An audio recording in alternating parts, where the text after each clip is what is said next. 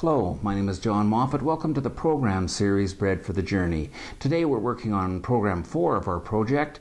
The first program was entitled Life's Three Big Questions. The second program dealt with the first question, and that is, who am I? The third program dealt with the second question, and that was, where am I going? And now we're at the last question. Who are all these other people I'm meeting along the way as I live out my life's journey? Well, the first thing to understand about other people is that they're people just like you and I. We all are a body, a mind, and a spirit.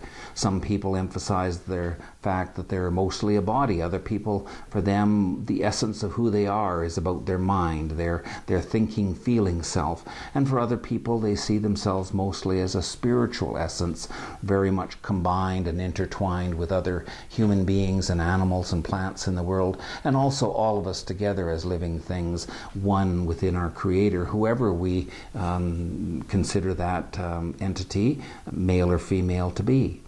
One of the things that occurs to us is something that surprised Mr. Schweitzer, Dr. Albert Schweitzer, years ago when he was doing his pioneering medical work in Africa.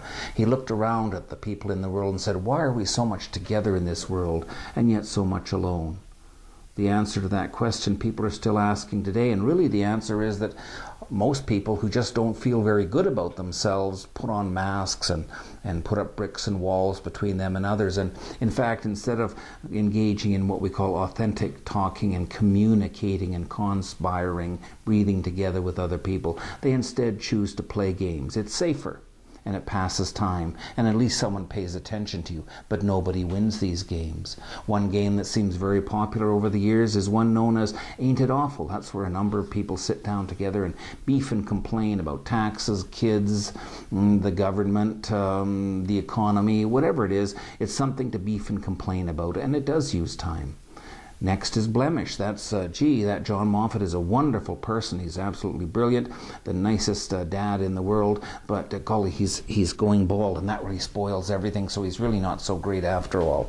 A third game would be See What You Made Me Do, and that relates to the fact that I myself have never made a mistake or caused a problem in my life, except when triggered or provoked by somebody else.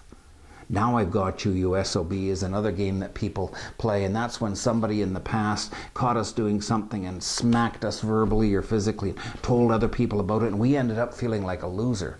You know, we were blamed for something. Well, now we've been laying in wait, just watching for that other person to slip up, and we were going to catch them and tell the world, and now we did it. Don't we feel better? Well, we might feel better for a while, but is the world a better place? Uproar is another one, and that's where if I get angry I can yell louder and louder and longer than someone else, and then I win.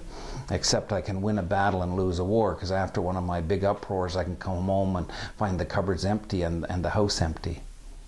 Those are some of the common games that people play, and they don't really have any winners. Only time is wasted, and everyone leaves feeling worse than they did when they did come together. One of the things you can do is just decide for yourself, I'm not going to play those games. I will only talk positive things about folks, and I'm only going to be talking about other people when they're here around the table, not when they're not around. We're all very unique people in this world. We are all a body, a mind, and spirit, but every one of us was made a little different on the outside and a little different on the inside. And the world would be indeed a dull place if we all looked and felt and spoke and acted the same. There are some ways of finding out how the uniqueness of the other important people in your life, and the laws for living I would suggest to you today, if you want to understand, to really understand other people, to meet them at their center and then instead of the edge of their mask, would be to follow the LOVE laws. L in the word love stands for listen, listen, and listen. Listen to what your friend or your partner is saying, and most importantly, listen to what they're afraid to say to you. O in the word love stands for overlook. It stands for overlooking the small stuff. I'm not going to be judged until the end of my days, and I would prefer not to play the judgmental role with other people before that time either. V in the word love stands for voice, and that means voice your appreciation. There's a myth around, and that is, well, they're big boys and big girls now, they're not kids, they don't need to be patted on the back. Baloney. Every one of us has a little boy or little girl inside us that feels like at times it's been a rainy day and everyone's been wiping their muddy boots off on us. So voice your appreciation when people do something that it feels good for you and that you think has made your day a better one. Talk that over with them, and then tell other people so it gets back to them, so they know you're not just spoofing them, but they know you're really sincere. And E in the word love stands for effort. Put some time and effort into your relationships. Take your calendar out, and instead of waiting until you do all those other things for all those other people, all those other times, and then if you have a little bit of time left over, then you pencil in your loved ones, your beloved people in your life, and only at that point in time, gee, maybe there isn't very much time and maybe you're really too tired to enjoy the time with them. Don't do it that way. Take that time and put it in first.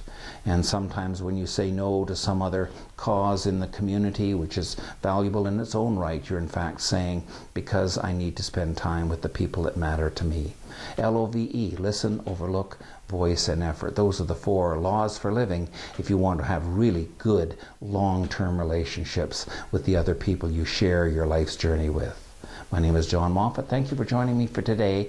Next program is going to be our wind-up in the series, Bread for the Journey.